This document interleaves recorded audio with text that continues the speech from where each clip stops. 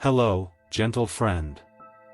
Tonight, let's journey together into a story about a warrior who longed for peace, not through battle, but through simple, mindful acts. He learned that true strength comes from patience and being fully present in each moment. Before we begin, take a deep breath in, and slowly breathe out.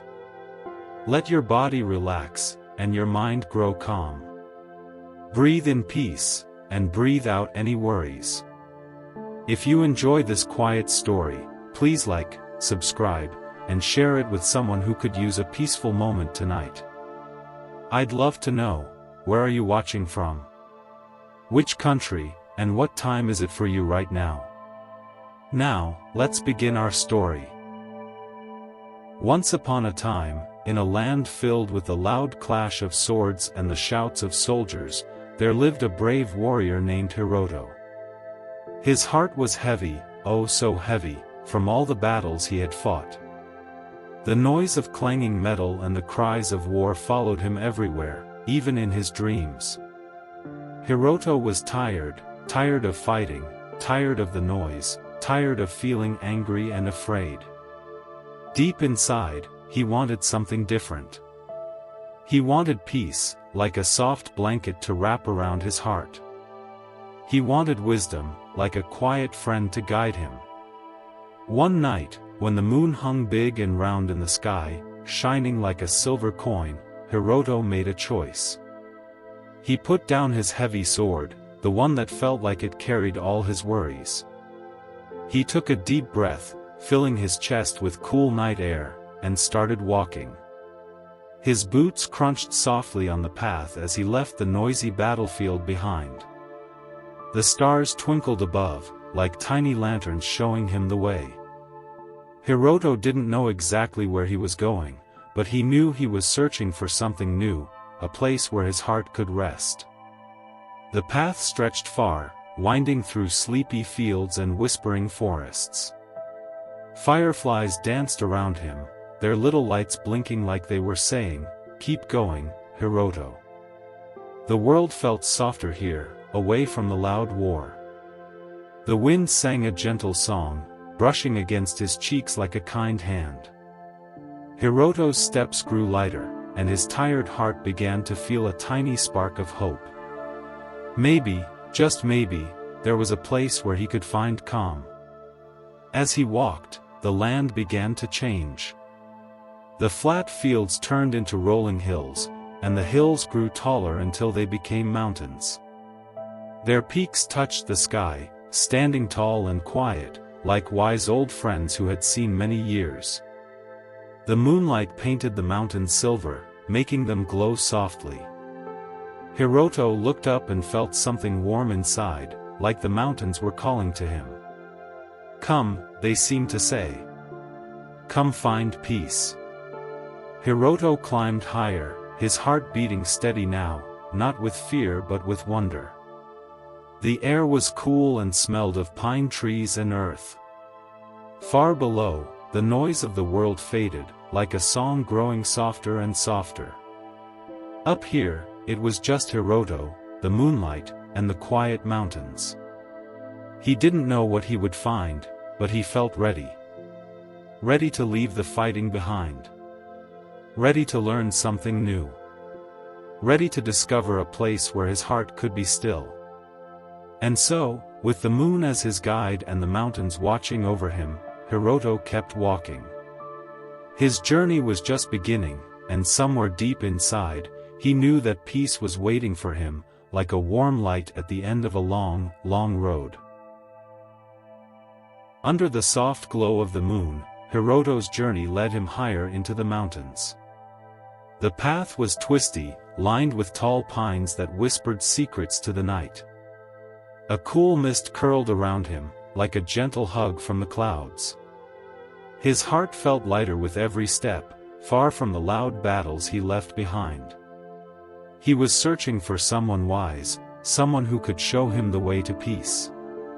The air grew chilly, and the mist thickened, wrapping the world in a soft, gray blanket. Hiroto's boots crunched on the rocky path as he climbed. Then, through the fog, he saw it, a small temple, sitting quietly on the mountainside. It was simple, made of wood and stone, with a curved roof that looked like it was smiling. A big bronze bell hung at the entrance, its deep hum echoing slow and steady, like the heartbeat of the mountain itself. Hiroto stood still, listening. The bell's sound was calm, not loud or sharp like the clash of swords. It made his shoulders relax, and his breath came easier. This place felt different, like it was waiting just for him. He took a deep breath, smelling the damp earth and pine, and walked toward the temple. The mist swirled around him, tickling his face, as if saying, "You're almost there." At the temple gate, Hiroto paused. His heart thumped, not with fear, but with hope. He had heard stories of a wise Zen master who lived here, a teacher who knew the secrets of a quiet heart.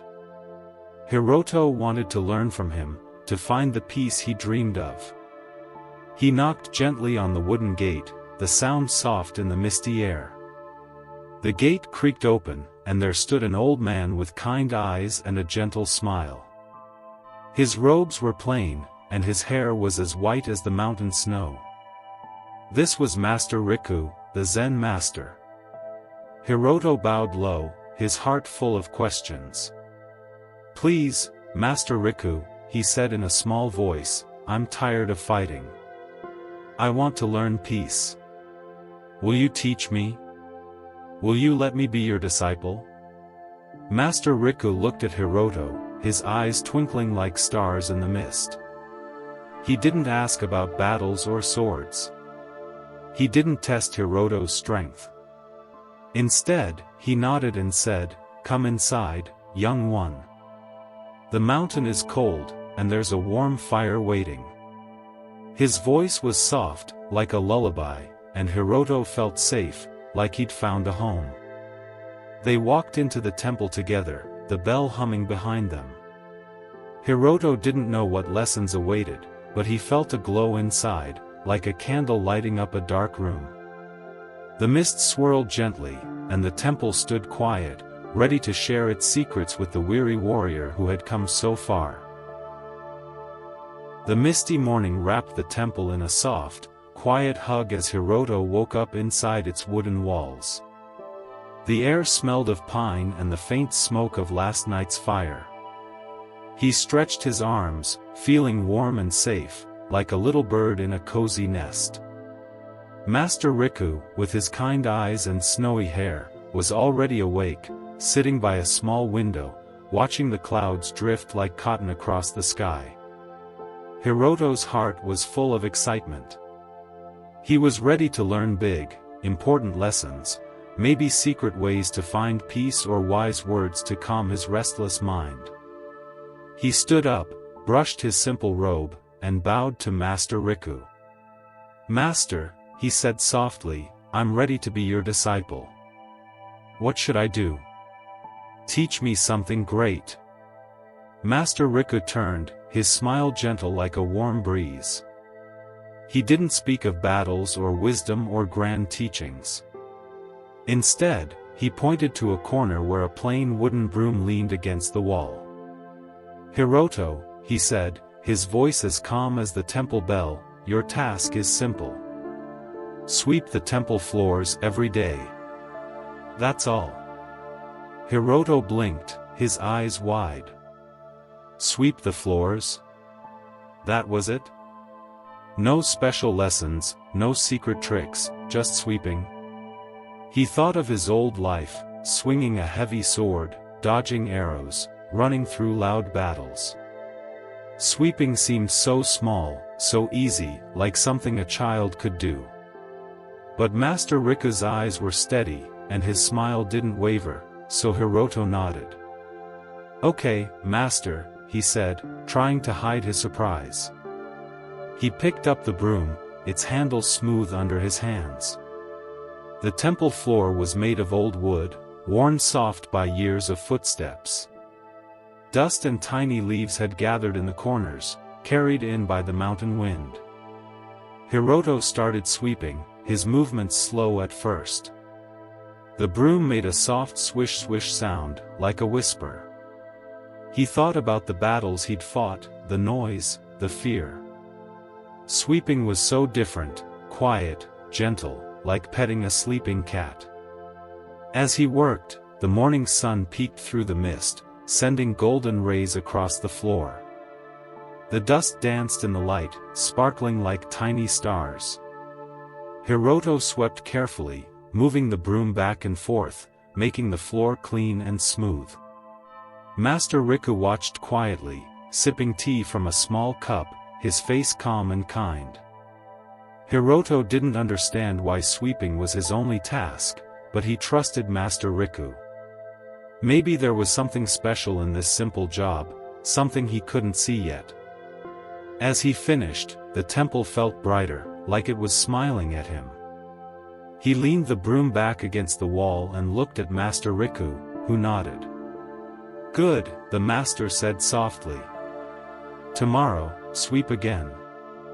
And so, Hiroto's new life began, one sweep at a time, in the quiet temple where peace felt just a little closer. The morning sun peeked through the temple's wooden windows, painting soft golden patches on the floor. Hiroto woke up, his body still heavy with the memory of battles, but the quiet temple felt like a gentle hug.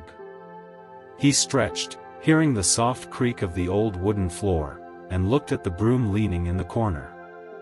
It was just a plain stick with bristles, nothing special, nothing like the shiny sword he once carried. Today, like yesterday, his only job was to sweep the temple floors. Just sweep.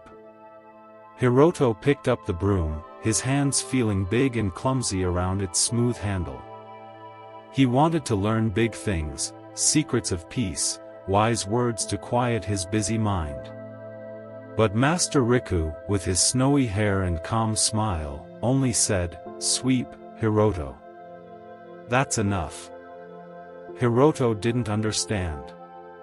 Sweeping was so simple, like something a little kid could do. Where was the great teaching? Where was the wisdom he came to find? He started sweeping, the broom making a soft swish-swish sound. Dust and tiny leaves moved under the bristles, but Hiroto's mind was loud. He thought of battles, of clashing swords, of running and shouting. His hands gripped the broom too tightly, like it was a weapon.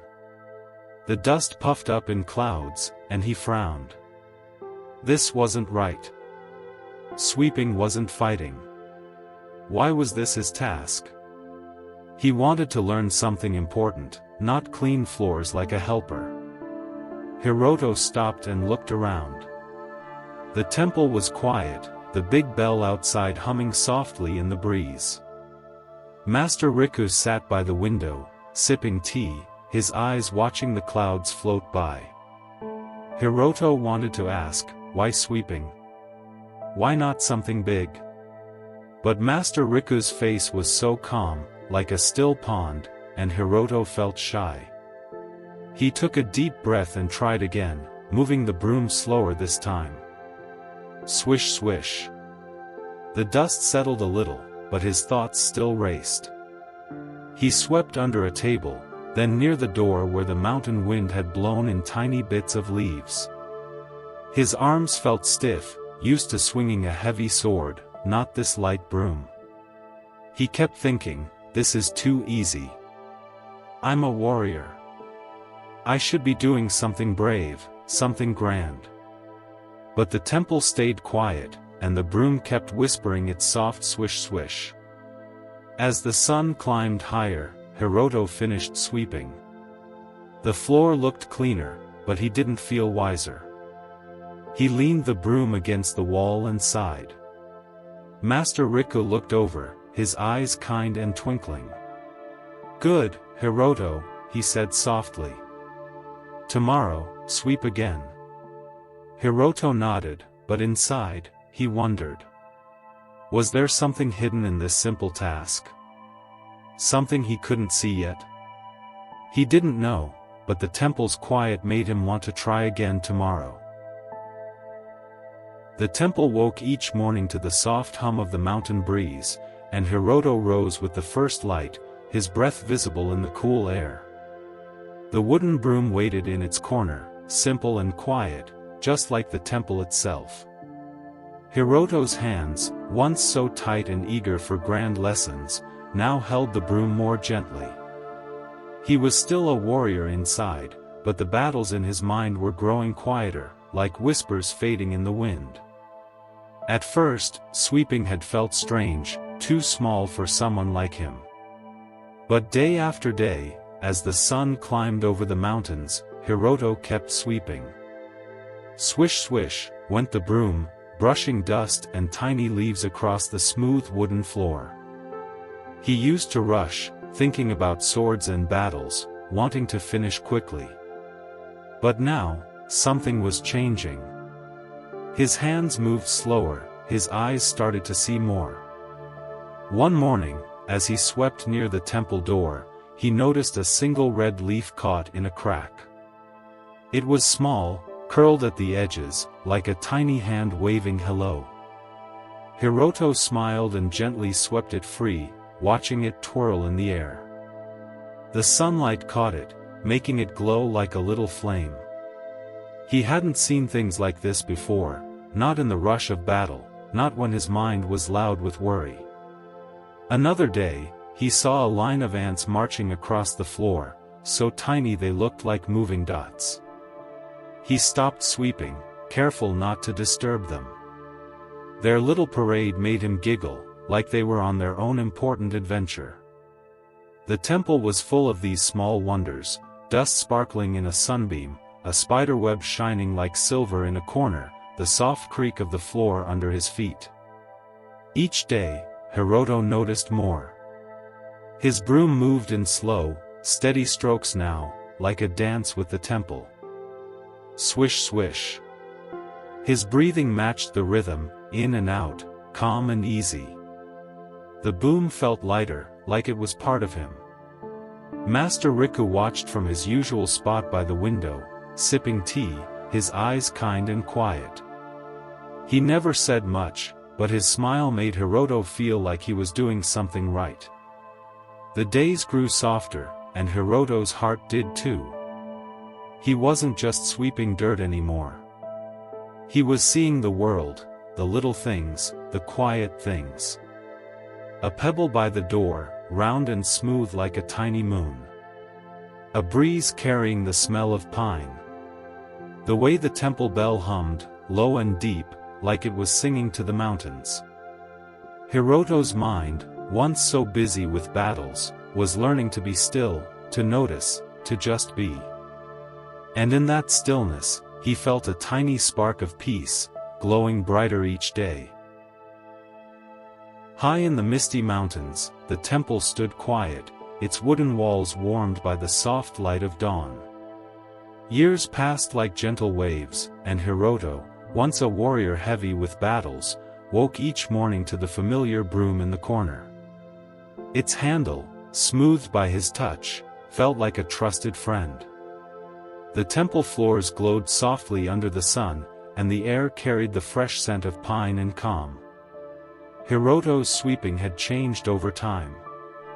Long ago, he rushed, his mind tangled with thoughts of battles and swords, chasing grand lessons. But now, his hands moved slow and steady, like a soft breeze over a calm lake. Swish swish, the broom whispered, matching the rhythm of his breath. Sweeping wasn't just cleaning, it was a dance, a quiet song that made his heart feel still. He noticed everything, a golden leaf twirling in a sunbeam, a tiny pebble rolling across the floor, the temple bell's low hum, like a lullaby for the mountains. Other disciples, young and eager, lived in the temple too. They studied scrolls, chanted, and practiced under Master Riku's watchful eyes. Sometimes, as Hiroto swept, he heard their whispers. "All Hiroto does is sweep," one said, his voice sharp like a pebble. "He must be simple-minded," another giggled, "just a warrior who knows nothing but a broom." Their words floated like leaves on the wind, but Hiroto only smiled softly. Their chatter didn't stir his heart. He kept sweeping, swish swish, his mind as clear as the temple pond. He saw beauty in small things, a spiderweb sparkling in a corner, a bird's shadow dancing on the wall, the way sunlight warmed the wooden floor.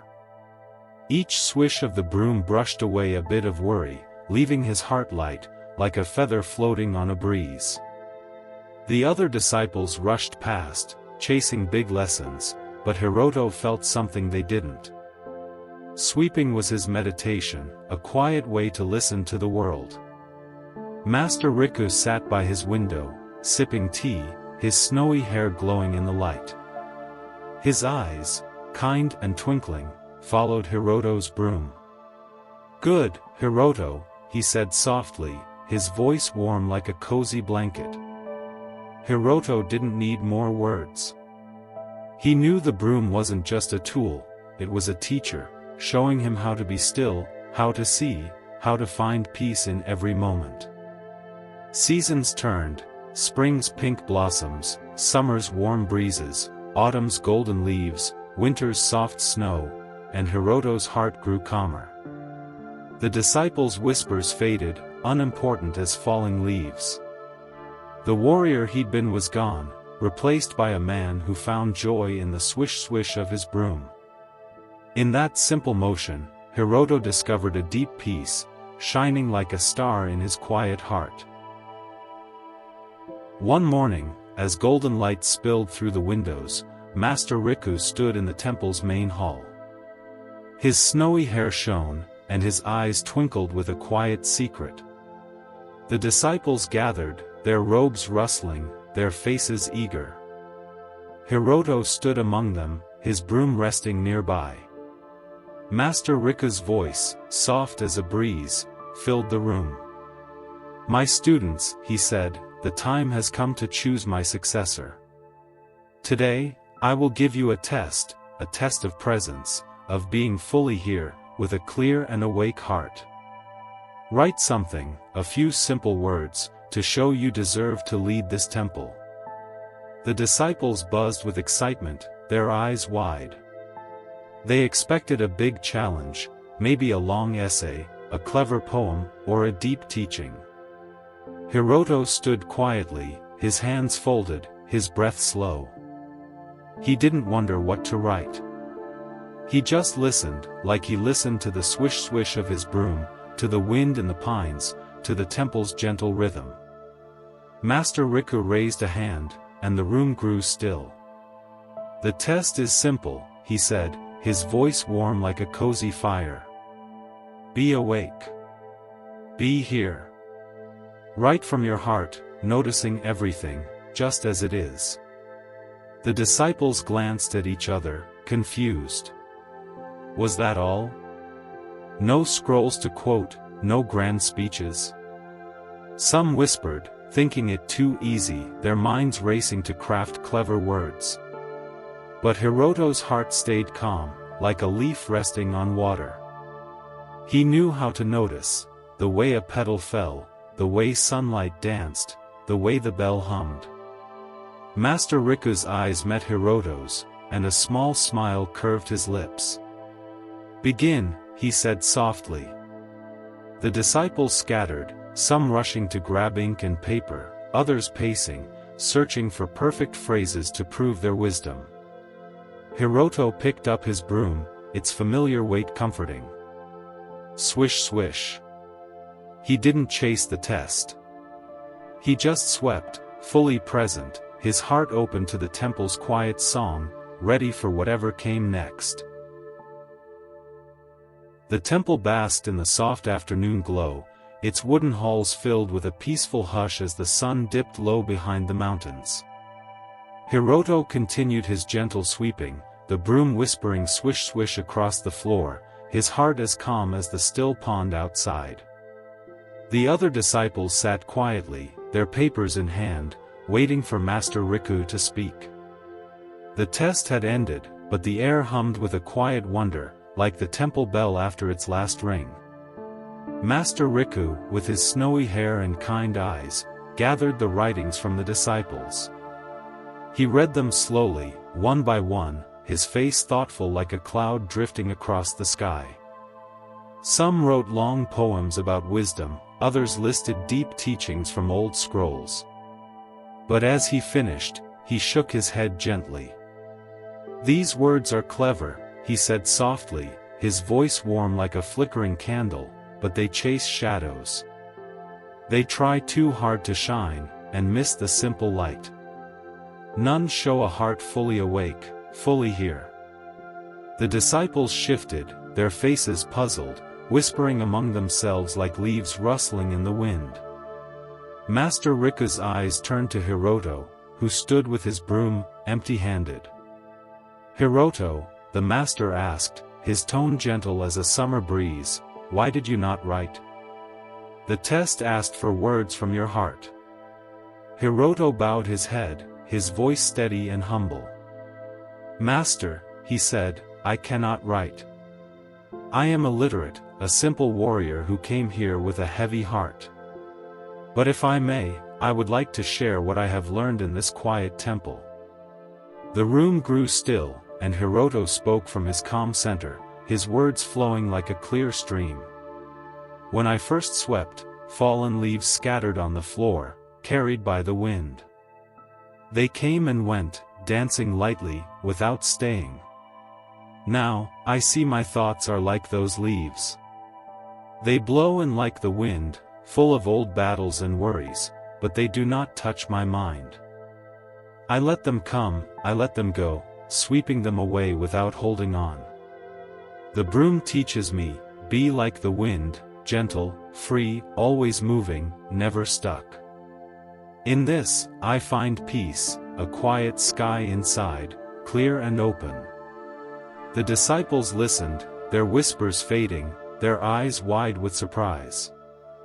Master Riku smiled, his eyes twinkling like stars in the dusk.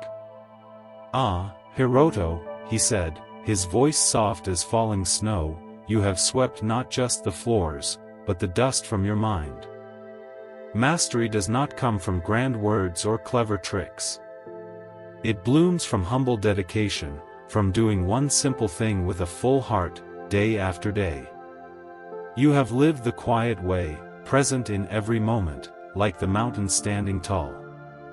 The temple seemed to sigh with joy, the bell humming low and deep. Master Riku placed a hand on Hiroto's shoulder. "You are my successor, the new keeper of this peace. The temple is yours to care for, with your clear heart." Hiroto felt a warm glow inside, like sunlight on a petal. He wasn't a warrior anymore, but a guardian of stillness.